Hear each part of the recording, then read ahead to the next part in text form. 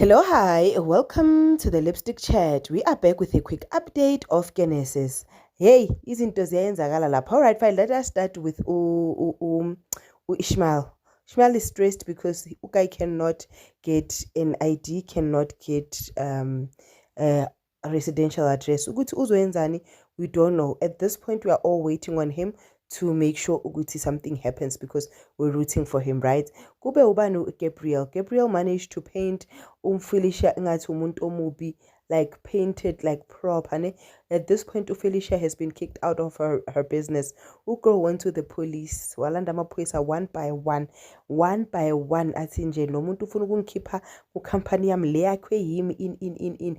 And isaychikimile ekuthenini ukuthi mamela ke girl, wena wo or wrong mina ngimi right. Everybody is esayidini lika Gabriel. That's how smooth talking Gabriel is. Even the friend who's the pastor went to Gabriel and said, I know ukuthi lezi zinto lezi abasho ukuthi uyazenza. Wamuthi smooth talk. At this point uFelicia huyo ohlanyayo, uGabriel huyo alright. Everybody loves Gabriel, everybody understands Gabriel. And lo the way ahlanya ngakhona engathi akashadanga noGabriel akamazi, like uyangixaka nje. Alright, kube indaba yamalobolo ke azolotsholwa uMaruna. Umalume man athi amalobolo welcome kahle umalume usoba, izinto zenzeka umalume usoba. Laba sebaqede khona ukunegotiate, umalume aye kusiswa khona athi hayi umalokhu nje aphelile amalobolo, bengicela ukuthi ungiphuzise iniphi kancane. Wamphuzisa ke ayithunyana, let's say amashot nyana awu2. Hayi kula mashot awu2 umalume waqhaqheka wabuza ukuthi uphuphila, bamtshela ke ukuthi uphila ushonile in.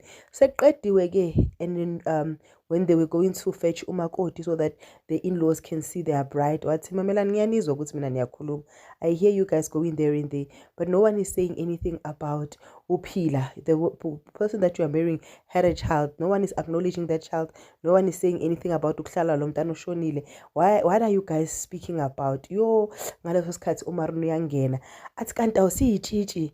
Ngaleso sikhathi ukhumbula ukuthi uwoniwe ngisho ahambe umalume babuyele bayomtshela ke uBonko ukuthi hayi, unfortunately ke wena usilethele la inonsense, usilethele la idoti, because lo muntu omshadayo akasiyi virgin. Umuntu omshadayo, the truth is not what you gave us.